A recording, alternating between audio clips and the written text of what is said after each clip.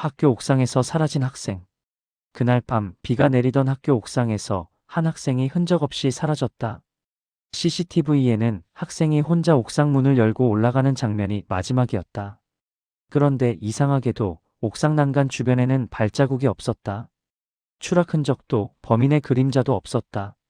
모든 흔적이 지워진 것처럼 그는 사라졌다.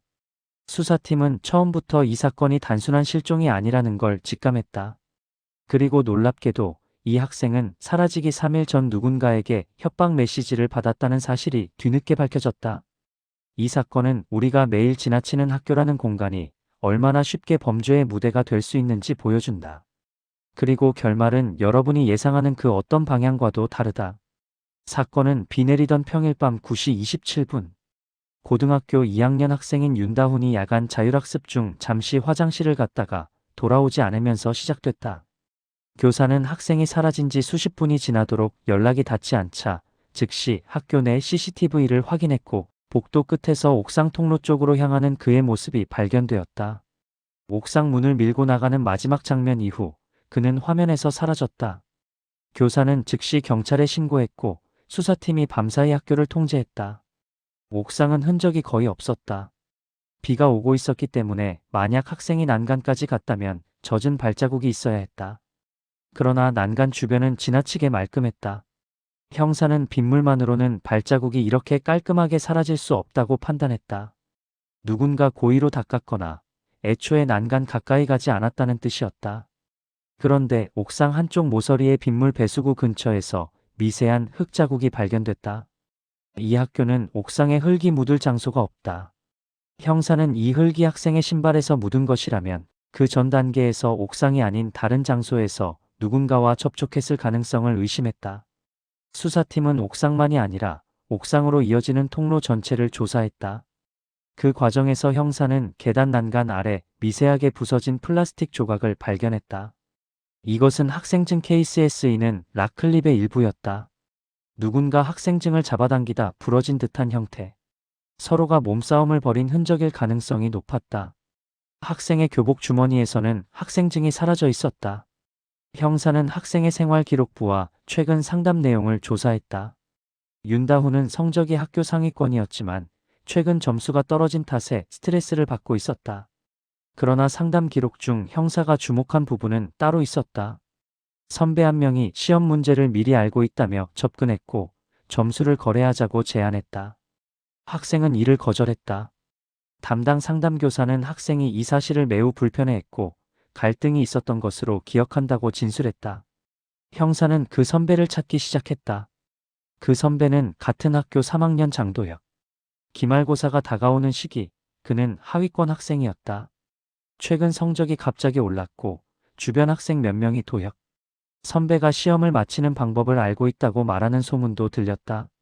수사팀은 그의 SNS와 메시지를 분석했다. 그 안에는 윤다훈에게 보낸 것으로 추정되는 익명 협박 메시지 캡처가 남아 있었다.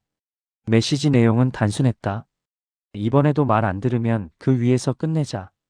그 위라는 표현은 이 학교 학생들 사이에서 종종 옥상을 의미하는 은어로 쓰였다. 형사는 이 메시지가 협박의 직접 증거라고 판단했다. 그리고 도역의 교실 사물함에서 작은 노트를 발견했다.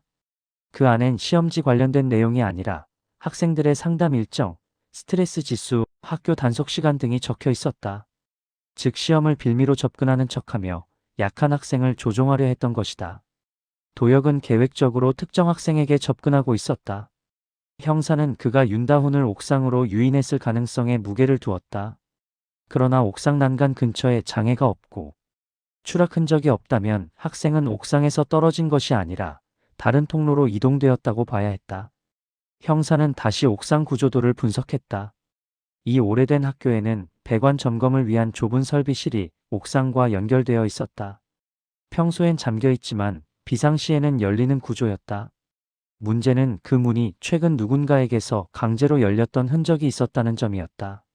수사팀은 설비실 안으로 들어갔다. 어두운 통로는 아래층 기계실과 연결되어 있었다. 그곳 바닥에서 형사는 젖은 발자국과 긁힌 자국을 찾았다. 학생이 끌려 내려간 흔적이 분명했다. 형사는 통로 끝 작은 저장실 문을 열었다. 그 안에서 학생의 휴대폰이 발견되었다. 화면은 깨졌고 화면에는 마지막 전화 기록 하나가 찍혀 있었다. 전화 건 사람은 장도혁.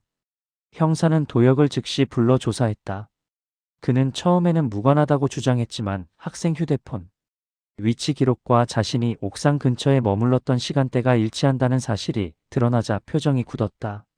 하지만 그는 학생을 때리거나 해친 적이 없다고 강하게 부인했다. 형사는 그의 가방을 조사했고 그 안에서 학생증 케이스에 남은 조각과 동일한 플라스틱 파편을 발견했다. 그리고 비에 젖은 옷이 별도로 비닐에 담겨 있었다. 옷에는 흙자국이 미세하게 남아 있었다. 수사팀은 다시 통로를 확인했다. 설비실에서 기계실로 내려가는 철제 계단 아래 작은 틈이 있었다. 그 틈은 평소엔 아무도 인지하지 못하는 구조였다. 그러나 형사는 그 안에서 둔탁한 소리를 들었다. 즉시 문을 뜯고 들어가자 그곳에서 윤다훈이 발견되었다. 몸은 묶여 있었지만 생명에는 지장이 없었다. 학생은 정신을 차리자마자 충격으로 떨며 말했다. 도혁 선배가 시험지를 보여준다며 밖으로 부르더니 대답 안 했다고 밀었어요. 옥상에서 떨어진 줄 알았겠지만 그 선배가 끌고 갔어요. 형사는 모든 퍼즐을 맞췄다. 도혁은 자신이 조작해온 시험 유출 사기를 알고 있는 학생을 협박하며 통제하려 했다. 그러나 학생이 협박에 굴복하지 않자 그를 옥상으로 유인해 공포감을 주려 했다. 하지만 학생이 거부하고 소리치자 자신의 범행이 드러날까 두려워 기계실로 끌고 내려가 감금한 것이다. 더 큰 문제는 도혁이 며칠 후 학생을 다른 장소로 옮기려 했다는 메모가 발견되었다는 점이다. 즉 그는 이 상황을 더욱 심각한 범죄로 확대할 계획이었다. 증거는 명확했다.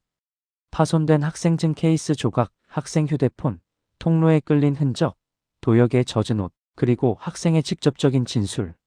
도혁은 결국 감금, 폭행, 협박, 강요미수 혐의로 체포되었다. 학교는 즉시 옥상 출입구를 보완했고 설비실의 모든 비상구조물을 재정비했다. 학생은 치료 후 무사히 회복했다. 이 사건은 우리에게 중요한 사실을 말해준다. 학교라는 공간이 안전해 보일지라도 작은 틈 하나가 외부에서 보이지 않는 어둠을 품고 있을 수 있다는 것. 그리고 누군가 그 틈을 악용하기 시작하면 평범한 학생의 일상도 단 몇 분 만에 위협받을 수 있다는 사실이다. 학생이 사라진 시간은 겨우 8분이었다. 그러나 그 8분은 범죄자의 집착과 공포가 만들어낸 길고 어두운 미로였다. 수사팀은 말한다. 허공으로 사라지는 사람은 없다. 다만 우리가 보지 못하는 곳으로 숨겨졌을 뿐이다. 그리고 이번 사건이 그 사실을 다시 한번 증명했다.